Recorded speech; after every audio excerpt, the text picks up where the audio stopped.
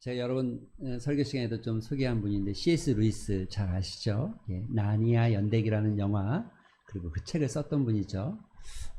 또 순전한 기독교라는 책을 썼던 분이죠. 아주 유명한 분입니다. 그리고 그분이 썼던 책을 제가 소개한 적이 있는데 스크루테이프의 편지라는 책. 그럼 혹시 읽어본 분들이 좀 있겠지만 이 책에 아주 재미난 이야기가 하나 있어요. 이 책에 보면 책의 내용은 간단합니다. 삼촌 사탄이 조카 사탄을 가르치는 거예요. 이렇게 가르쳐 주는 거예요. 이럴 땐 이렇게 사람들을 유혹해라 뭐 이렇게 가르쳐 주는 거예요. 그런 내용 속에 이런 내용이 있어요. 어느 날 사회적으로 존경받는 영국의 한 노신사가 도서관을 가게 됐어요. 그리고 도서관에서 기독교 서적 한 권을 딱 꺼내 읽었어요. 막 읽다가 너무 깊은 감동을 받아가지고 야 그래 맞아 나도 좀 신앙을 가지고 인생에 좀 새롭게 변화를 가져야 되겠다. 새롭게 시작해야 되겠다. 이런 큰 감동이 막 밀려와서 너무너무 막 기뻐하는 거예요.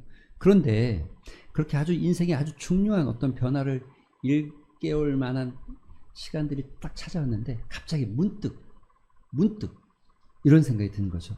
갑자기 머릿속에 아차 점심시간이다. 밥을 먹어야 되는데 밥을 놓치면 안 되겠네. 그래서 이 노신사가 책을 딱 접고 일단 밥을 먹고 생각하자. 일단 밥부터 먹자라고 생각했어요. 밥을 먹었습니다. 먹고 나니까 식곤증이 살짝 올라와요. 식곤증이 살짝 올라오면서 마음이 조금 바뀌기 시작해요. 에이 뭐 인생이 다 거기서 거기지. 또 뭐 이 나이에 바꾼다고 얼마나 바꿔. 이 나이에 바뀌면 또 뭘 바꾸겠어. 그냥 살던 대로 살다 죽으면 되지. 그리고 방금 전에 받았던 그 놀라운 은혜를 싹 까먹고 그대로 또 살아가기 시작하는 거예요. 그리고 그 점심을 맛있게 먹고 딱 버스를 타고 집에 딱 돌아가면서 그래 괜찮아 아유 이대로 살지 뭐 하고 가고 있는데 여러분 그 이야기 속에는 바로 그 뒤쪽에 사단이 싹 웃으면서 아주 음흉한 회심의 미소로 그 노신사를 바라보고 있었다는 거죠. 사랑하는 성도 여러분, 우리가 말씀을 듣고 말씀이 우리 삶에서 행해질 때만 진짜 그 말씀은 능력이 있는 겁니다. 할렐루야. 주님이 원하시는 삶을 살아가기 위해서는 말씀을 듣고 그 말씀대로 행하기 시작할 때 우리는 주님이 원하시는 삶을 살아갈 수 있는 겁니다. 옛날에도 그렇고 오늘도 그렇고 사람들은 하나님의 말씀을 듣습니다. 듣지만 다양한 반응들을 보입니다. 오늘 본문의 이야기는 바로 그 얘기입니다. 하나님의 말씀을 듣는데 듣는 사람들이 다양한 반응을 보이고 있는 그 얘기를 하고 있는 겁니다. 본문으로 들어가기 전에 한 가지 우리가 기억해야 될 것은 그렇습니다. 많은 사람들이 복음을 듣지만 그래서 그 복음을 따라서 회복이 되어지고 치유가 되어지고 심지어 예수님의 제자가 되는 사람도 있지만 거꾸로 복음을 듣기는 듣지만 여전히 바리새인이 된 사람이 있어요. 심지어 그 바리새인들은 예수님을 죽이려고까지 하고 있다는 거죠. 우리가 마가복음을 묵상하다 보면 예수님의 말씀을 듣고 여전히 구원의 말씀을 들었음에도 변하지 않는 사람들, 바뀌지 않는 사람들, 그 대표적인 사람들을 가리켜서 우리는 누구라 그래요? 바리새인. 오늘 예수님께서 이 한 가지 비유, 이 씨 뿌리는 비유, 소위 씨 뿌리는 비유 또는 네 가지 밭의 비유라고 말하는 이 비유를 통해서 정말 말해주고 싶은 건 누구냐면 누가 바리새인이게? 라고 물어보는 거예요. 누가 바리새인일까? 라고 물어보는 거예요. 여러분 읽을 때 누가 바리새인처럼 보이십니까? 어떤 사람이 바리새인이라고 생각하십니까? 여러분 읽은 성경 본문에 나와 있는 마태, 마가, 누가, 요한에 나와 있는 거룩하게 옷을 입고 근엄한 모습으로 땅을 걸어가면서 11조와 또 뭐 3일에 한 번씩 금식을 하고 기도하는 이런 외식적인 사람들을 우리가 바리새인이라고 이야기하지만 지금 오늘 본문은 누가 진짜 바리새인일까? 이렇게 묻는 거예요. 여러분 한 가지 기억하셔야 될 게 있어요. 씨 뿌리는 이 비유 또는 네 가지 밭의 비유는 씨를 뿌리는 사람은 한 사람이에요. 그러니까 밭이 네 개인 거지 뿌리는 사람이 네 명은 아니에요. 한 사람이 동일하게 뿌리고 있다는 거죠. 또 하나 기억해야 될 건 이겁니다. 씨도 한 가지예요. 똑같은 씨라는 거죠. 그래서 오늘 말씀에 강조하고 있는 강조점이 뭔지를 분명하게 할 필요가 있죠. 강조점이 뭡니까? 씨가 문제가 아니고 씨 뿌리는 사람이 문제가 아니고 뭐가 문제예요? 밭을 이야기하는 거예요. 밭을. 오늘 예수님의 비유의 핵심은 밭에 있습니다. 밭. 네. 그런데 여러분 오늘 본문 9절에 보면 이렇게 말하잖아요. 들을 귀 있는 자는 들어라. 참 이게 여러분 좀 간절한 예수님의 마음 아니겠어요? 들을 귀 있는 사람은 들어라. 귀가 없어서 못 듣습니까? 사람들이 뭐 귀가 막혀서 뭐 귀머거리 말 못 듣는 그래서 못 듣는 게 아니겠죠. 그럼에도 불구하고 들을 귀 있는 사람은 들어라. 이 말씀의 의미가 무엇입니까? 듣고 안 듣고 그 듣고 안 듣고의 문제는 귀의 문제가 아니라는 것을 이야기하는 거죠. 듣고 안 듣고의 문제는 뭐예요? 어디의 문제예요? 어디요? 마음의 문제. 어디가 문제라고요? 마음. 맞아요. 여기가 문제예요. 그래서 지금 들을 귀 있는 사람은 들어라 이렇게 말하는 건 귀를 가리키는 게 아니라 어디를 가리키냐면 여기 마음이에요. 다른 말로 하면 이런 겁니다. 씨 뿌리는 사람은 누굽니까? 씨 뿌리는 분은 누구예요? 예수님을 가리키는 거예요. 그럼 씨는 뭘까요? 하나님의 말씀, 복음을 말하고 있는 거예요. 그러면 이 씨가 떨어진 곳은 어디예요? 이 밭은 어디를 말하는 거예요? 지금 귀에 대한 이야기를 하는 게 아니라 마음에 대한 이야기를 하고 있는 거예요. 마음에 대한 이야기를 하고 있는 겁니다. 이해가 되십니까? 예. 그래요. 맞습니다. 오늘 본문이 말하고 있는 것은 마음에 대한 이야기, 밭에 대한 이야기를 말하고 있는 거예요. 어떤 마음들이 하나님의 말씀, 거룩한 말씀, 진리의 말씀을 받아들이지 못하고 있는지에 대한 이야기를 하고 있는 거죠. 열매 맺지 못하는 사람이 어떤 사람이냐? 열매 맺지 못하는 마음은 어떤 마음이냐? 이 얘기를 하고 있는 거예요. 열매 맺지 못하는 마음과 그 마음의 특징이 무엇인지 여러 가지가 있겠지만 카테고리를 3개로 나눴어요. 총 4개지만 열매 맺지 못하는 건 3개 있죠. 3개. 그 첫 번째가 뭡니까? 첫 번째가 어떤 마음이에요? 어떤 마음 같은 마음이죠? 길가 같은 마음. 길가. 여러분 길가가 뭘 가리키는지 아시겠습니까? 아유 간단하죠. 사람들이 걸어다니는 길이라는 거예요. 그래서 보통 길은 이렇게 푹신푹신하고 진흙이 있는 데는 좀 빠지기도 하고 그러는데 사람들이 오래 다닌 길은 이게 굳어져서 땅이 마치 아스팔트처럼 딱딱해진 상태, 돌밭처럼 딱딱해진 곳을 가리켜서 우리가 길가라고 합니다. 길가. 그렇죠. 오늘 성경에 보니까 이렇게 말합니다. 4절에 뿌렸는데 덜어는 길가에 떨어짐에 새들이 와서 먹어버렸다. 그럼 이 새가 뭘까요?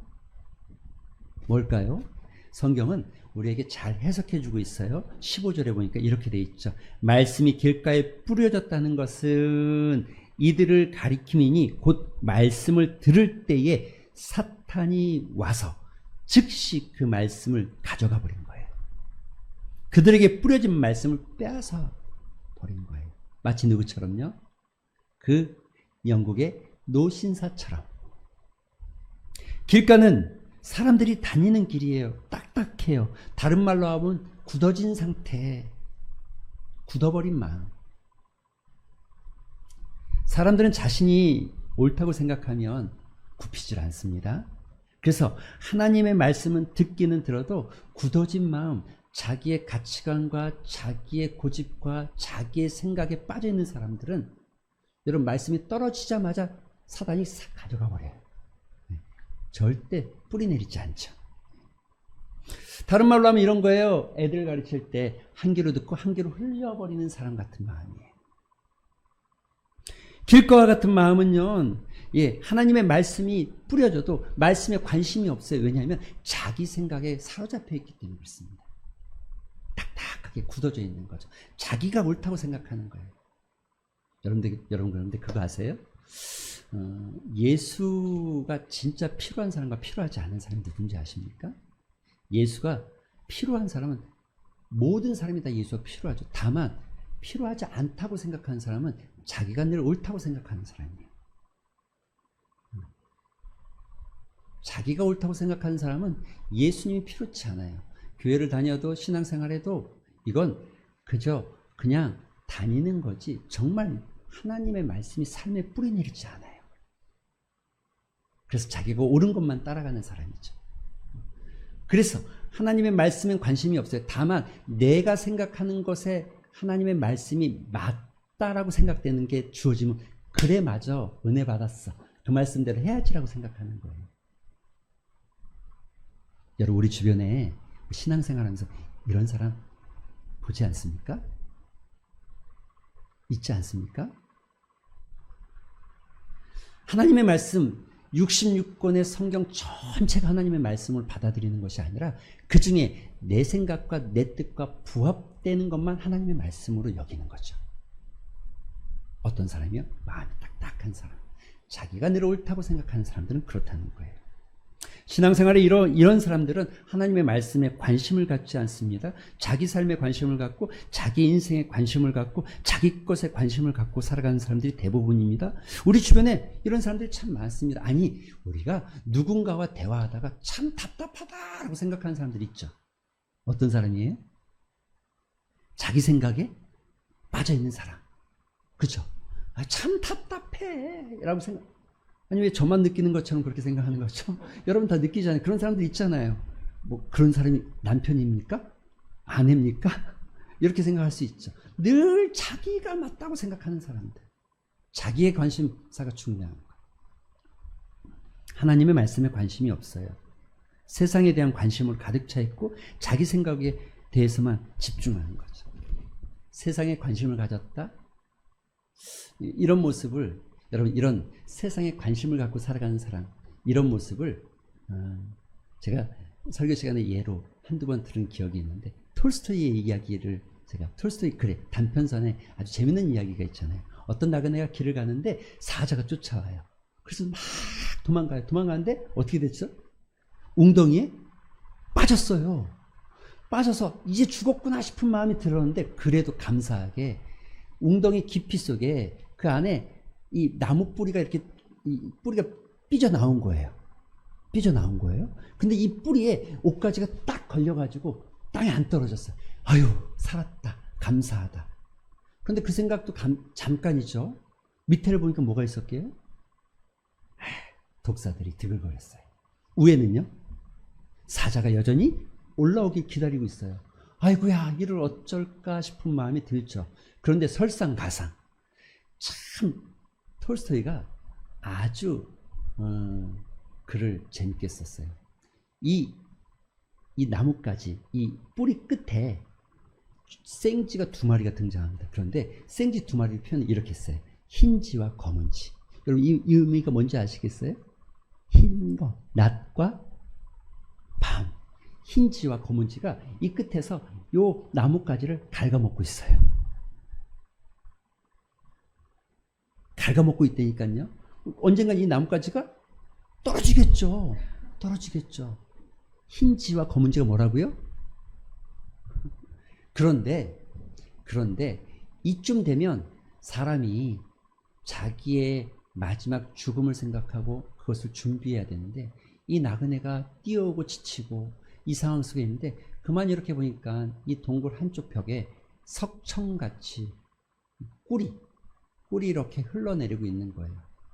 그래서 손을 이렇게 뻗어서 손에 꿀을 딱 찍어서 탁 먹는 순간 근심 걱정이 싹 사라져. 이야 달다 라고만 생각하고 이 꿀을 어떻게 저장하고 어떻게 먹을까에 관심 갖기 시작합니다.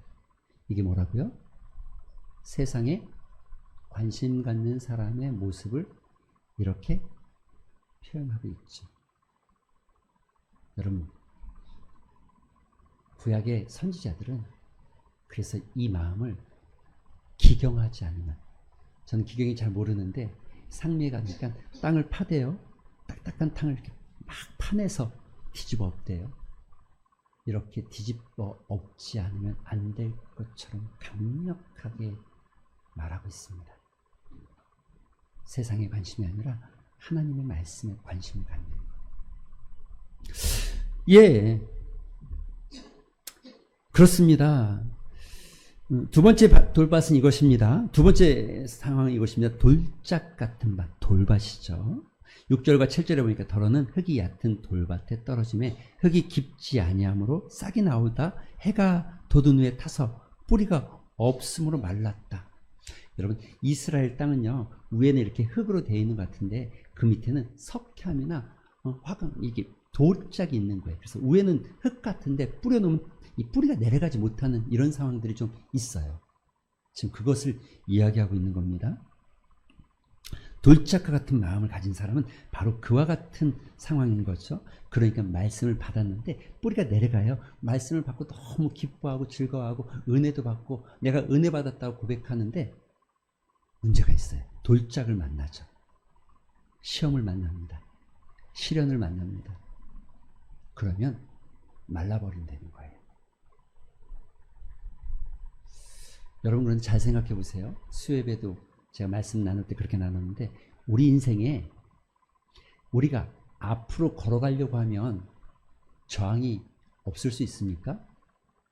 어떤 삶이든 앞으로 나아가는 삶에는 저항이 있습니다. 바람이 맞바람이 불어와서 나를 못 가게 막든 어떤 장애물이 있어서 나를 못 가게 막든. 그런데 인생에 성공한 사람들은요, 이 저항을 잘 이겨내고 나가는 사람들이었어요. 인생의 어떤 명예를 얻거나 인생의 어떤 물질을 얻거나 인생의 어떤 성공이라고 말하는 사람들은 이 저항을 잘 이겨내고 이 저항 가운데도 굴복하지 않고 나간 사람이었어요. 운동선수들은 더하죠. 여러분, 그 저항력 끝에 길러지는 게 근육이고 힘이고 에너지죠. 신앙도 마찬가지입니다. 신앙도 여러분, 신앙생활 하다 보면 저항이 생겨요. 자꾸 시험이 들고 자꾸 어떤 어려움이 닥쳐오고 자꾸 어떤 문제가 생겨나고, 그런데 그때 포기해버리는 사람들을 가르쳐서 뭐라고 그러냐면 돌짝밭에 신앙 같다고 하는 거예요. 여러분, 신앙생활 하기 시작한 순간 막 천국이 열려지고 모든 게 만사 형통이 되어지고 다 잘 되어지고 하하호호 다닐 수 있을 만큼 좋을 것 같은데 그렇습니까? 제가 성경을 들여다보니까요, 성경에 수많은 인물들이 있는데 그 수많은 인물들이 하나같이 평탄한 길이 없었다는 거죠. 가장 유명한 인물이 누굽니까? 다윗. 여러분, 다윗이 그렇게 멋진 나라를 오래도록 왕으로 나라를 다스렸죠. 그런데 그냥 되어졌습니까? 심지어 골리앗을 때려잡는 영웅이었음에도 불구하고 사울 왕 때문에 도망자 신세로 살았어요. 오늘 아침에 또 우리 성경 통독반 같이 나누었어요. 그런데 요셉의 삶을 요즘 계속 묵상하고 있는데, 여러분, 요셉의 삶은 어때요? 나락으로 떨어지고 또 나락으로 떨어지고 또 나락으로 떨어져요. 시험이 오고 또 시험이 오고 시련이 오고 또 시련이 와도 변하지 않고 말씀을 붙잡고 있었던 요셉, 한순간에 그 바닥에서 가장 높은 총리 자리로 하나님께서 끌어올리기 시작하는데 신묘막측해요. 어떻게 이런 일이 그렇게 쉽게 일어날 수 있을까 싶을 만큼 한순간 하나님께서 올려 놓으시죠. 여러분, 우리가 신앙생활 하면서 시험이 없다? 시련이 없다? 힘든 것이 없다? 둘 중에 하나일 겁니다. 믿음으로 잘 이겼던지 아니면 신앙생활을 열심히 안 했던지. 돌짝 같은 마음은요, 늘 이와 같은 시련과 시험과 이런 환난 속에서 말라버리는 신앙. 진짜 좋은 밭은, 진짜 강한 사람은 역경을 이겨내는 사람입니다. 시련을 이겨내고 시험을 이겨내는 사람입니다. 그것이 육체적인 시험이든 마음의 시험이든 환경적인 시험이든 상황 속에서 겪게 되는 모든 일들을 이겨내는 신앙, 그리고 하나님을 바라보는 것. 사랑하는 성도 여러분, 여러분의 신앙이 그렇게 되길 바랍니다. 여러분, 한번 생각해 보세요. 여러분, 지금 겪고 있는 시험은 뭐고 지금 겪고 있는 시련은 어떤 것인지. 그것 때문에 여러분의 신앙이 말라가고 있습니까? 하나님은 여러분의 신앙이 말라가기 위해서 그와 같은 것을 허락한 것이 아니라 여러분의 신앙이 더욱 단단해지기를 원하셔서 이 상황을 만들어 놓은 거죠. 믿으시기 바랍니다. 세 번째 상황이 이런 겁니다. 가시떨기예요. 가시떨기. 7절에 보니까 더러는 가시떨기에 떨어짐에 가시가 자라 기운을 막음으로 결실하지 못하였고. 가시가 뭘까요? 어떤 걸까요? 18절과 19절에는 이렇게 해석하고 있죠. 또 어떤 이는 가시떨기에 뿌려진 자니 이들은 말씀을 듣기는 하되 세상의 염려, 재물의 유혹, 기타 욕심이 들어와서 말씀을 막아서 결실하지 못하게 하는 거예요. 농사를 져보니까 농사를 짓다 보면 내가 키우는 식물이 잘 자라기도 하지만 그 옆에 엉겅퀴나 잡초들이 풀이 올라오기도 하더라고요. 그리고 그 풀이 같이 자라는 건 별로 문제가 아니야. 근데 문제는 뭐냐면 이 풀이 제가 영양분을 주면 이 영양분을 다 뺏어가 자꾸. 그래서 이 풀 안 뽑아내면 안 되는 거죠. 안 되는 거죠. 여러분, 우리 인생도 그렇습니다. 신앙도 그렇습니다. 우리 마음도 그렇습니다. 하나님의 말씀이 여러분 안에 떨어졌지만 그 말씀보다 다른 세상의 염려와 걱정으로 가득 채워져 있어서 하나님의 말씀이 자라가지 못하게 막는 거예요. 자라가지 못하게 막는 상태. 베드로전서에는 이렇게 말합니다. 5장 7절에 사랑하는 성도들이여 너희 염려를 다 주께 맡겨라. 그럼 어떻게 하시겠다고요? 그리하면 그가 누구예요? 하나님께서 너희를 돌보실 것이다. 할렐루야. 여러분 아무것도 염려하지 말고 기도와 간구로 하나님께 아뢰라고 빌립보서는 이야기합니다. 또 마태복음에 이렇게 말합니다. 너희가 염려한다고 그 키가 한 자라도 자랄 수 있냐? 그럼에도 불구하고 염려와 재물의 유혹 때문에 하나님의 말씀을 불순종하게 해서 자라가지 못하는 것. 염려를 뛰어넘는 믿음.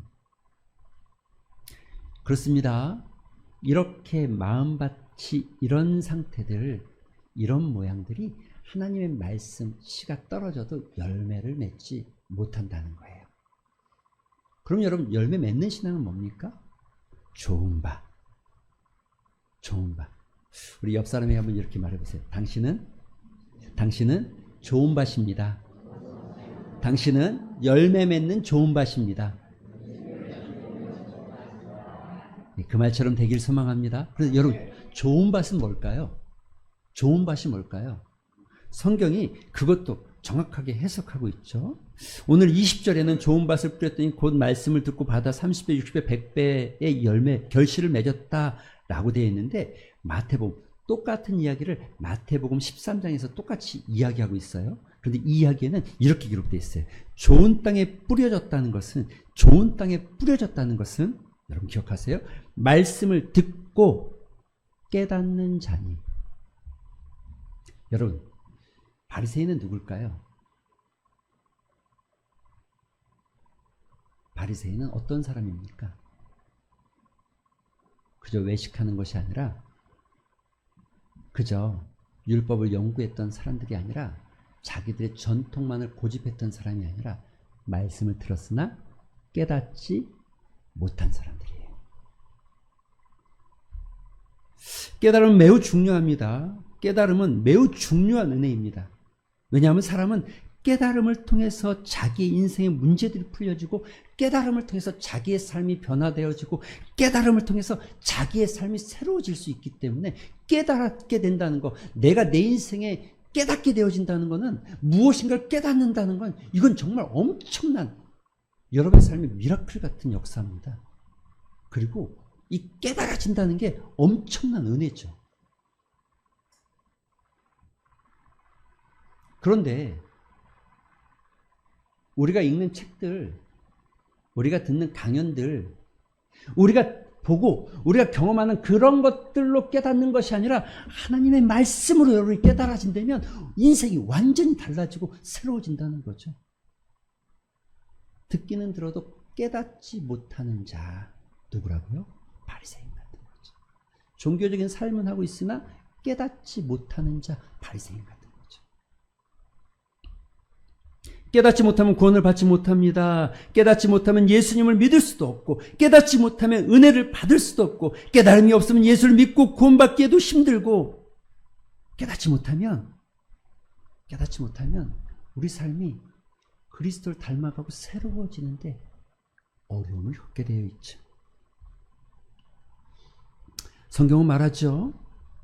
시대를 보고, 상황을 보고, 이때를 보고 종말이 왔다는 것을 깨닫지 못하면 그 종말 가운데 멸망받는 자가 되어지는 것입니다. 좋은 밭에 뿌려졌다는 건 다른 게 아니에요. 좋은 밭이라는 건 다른 게 아니에요. 밭의 상태가 어떠냐가 아니라 깨달을 수 있는 마음을 가졌다면 좋은 밭이에요. 할렐루야. 여러분 안에 수많은 말씀이 들려지고 수많은 씨앗이 들려지는 것도 너무너무 필요하고 너무너무 중요합니다. 그런데 수많은 말씀이 들려지는 것보다 더 중요한 건 내가 깨닫는 마음이 되어지는 거예요. 한 가지의 말씀이라도, 하나만이라도. 여러분 다시 한번 앞으로 가볼까요? 말씀을 뿌리는 분은 여러 명 있는 게 아니라 누구라고요? 한 분. 말씀은 뭐라고요? 여러 종류가 있는 게 아니라 뭐라고요? 한 가지였어요. 한 가지.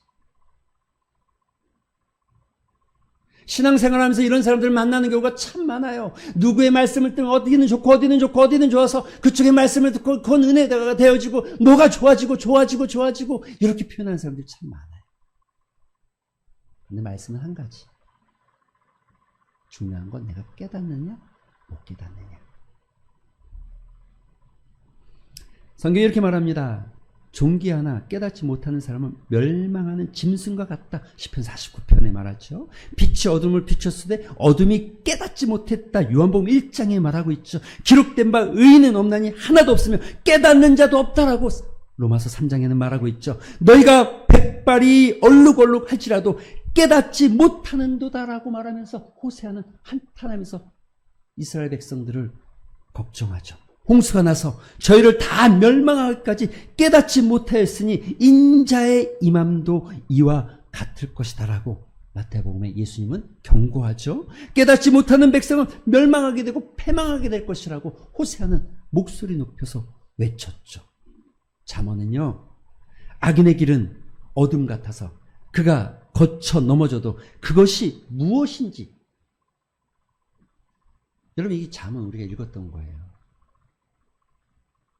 다시 읽어볼까요? 악인의 길은요, 악인의 길이 뭐라고 말하는지 정확하게, 악한 행동이 아니라 악인의 길이 뭐냐면 그가 거쳐 넘어졌으나 이 넘어진 것이 무엇인지 깨닫지 못하는 자. 걸려 넘어졌는데 이 넘어진 걸 깨닫지 못하는 자가 어떤 사람이라고? 악인의 길을 걷는 사람. 오늘 말씀 맺어볼까요? 사랑하는 성도 여러분, 바리새인이 누굽니까? 어떤 사람이 바리새인입니까? 우리 시대에는 바리새인은 없습니까? 그저 외식하거나 형식을 갖추고 신앙생활하는 사람들을 바리새인이라고 우리가 치부하지만 진짜 바리새인의 핵심은 깨닫지 않는 자예요. 깨달으려고 하지 않는 자예요. 변화하고 싶어도 변화하지 않는 것. 말씀대로 살고 싶어도 말씀대로 살지 않는 사람들. 그런데 정말 깨닫기를 원한다면, 그래서 정말 깨닫는 심령이 되기를 원한다면 한 가지 우리가 꼭 기억해야 될 것은 우리가 너무 부족한, 너무 연약한 죄인이라는 것을 여러분 시인하셔야 돼요. 그래야 내가 하나님의 말씀이 들려질 때 깨달을 수 있게 되어집니다. 성경은 이렇게 말해요. 뭐라고요? 만일 우리가 죄가 없다라고 말하면 스스로 속이는 거라는 거예요. 너희 스스로 속이고 있는 거야. 다 알아. 너만 모르지. 근데 심각한 건요, 우리 상담하다 보면 상담 전문가들이 아주 심각하게 생각하는 게 뭐냐면, 진짜 상담이 필요한 사람인데 이 사람이 상담 받으러 오기까지가 힘든 거예요. 왜 안 올까요? 자기가 지금 병들었다, 자기가 지금 연약하다라는 것을 깨닫지 못하는 거예요. 내가 죄가 있다는 것을, 내가 하나님의 은혜가 아니고서는 안 된다는 것을 깨닫지 못하기 때문에 하나님 앞에 나오지 못하는 거지. 깨달아진다면 내 연약함을 고백하고 내 죄를 고백하고, 그래서 깨달아진다면 여러분, 우리의 삶은 반드시 30배, 60배, 100배 열매가 맺혀집니다. 믿음의 풍성한 삶을 살게 되어 있다는 거죠. 오늘도 성경이 이렇게 말합니다. 들을 귀 있는 사람은 제발 좀 잘 들어라. 말씀이 들려지는 은혜, 그리고 그 말씀이 깨달아지는 은혜, 그리고 그 말씀이 깨달아져 여러분의 삶에 30배, 60배, 100배의 열매가 맺혀지는 역사가 일어나게 되기를 주님의 이름으로 축원드립니다. 우리 말씀을 생각하면서 한번 기도 한 시간 갖겠습니다. 기도하실 때에 여러분 이렇게 기도하셨으면 좋겠어요. 두 가지 놓고 기도하셨으면 좋겠어요. 하나는, 하나님, 내가 죄인입니다. 내가 죄인입니다. 그리스도의 은혜가 아니고선 살아갈 수 없는 죄인입니다. 내가 죄인임을 바로 보게 하여 주시옵소서. 두 번째는 이것입니다. 깨닫게 하여 주시옵소서. 깨닫는 은혜가 내 심령 가운데 있게 하셔서 30배, 60배, 100배 열매가 맺혀지게 하여 주시옵소서. 여러분 말씀 붙잡고 잠시 한번 우리 합심해서 기도하는 시간 같습니다. 기도하겠습니다. 아버지 감사합니다. 하나님께서 오늘도 우리를 은혜의 자리로 불러주셨는데, 아버지 하나님의 말씀 앞에서 하나님, 그 말씀을 들을 때에 내 심령이 깨닫기를 원합니다. 정말 하나님의 말씀이 필요한 자임을 고백하게 하여 주시옵시고, 깨닫는 은혜가 있게 하여 주시옵소서. 마음이 굳어져서 딱딱하여져서 아버지 하나님의 말씀을 받지 못하고, 또 하나님 내 마음에 염려와 근심이 가득 채워져서 하나님의 말씀을 받지 못하고, 또 시련과 시험과 걱정 가운데서 하나님의 말씀을 받지 못하는 어리석은 자가 아니라, 아버지 하나님의 말씀이 들려질 때에 그 말씀이 깨달아지고 내 모습이 보여지고 주님 앞에서 정말 아버지 하나님 새롭게 되기를 갈망하는 역사가 일어날 수 있도록 주님 축복하여 주시옵시고, 30배, 60배, 100배의 열매가 맺혀지는 믿음의 삶을 살아가는 사람들 되게 하여 주시옵소서.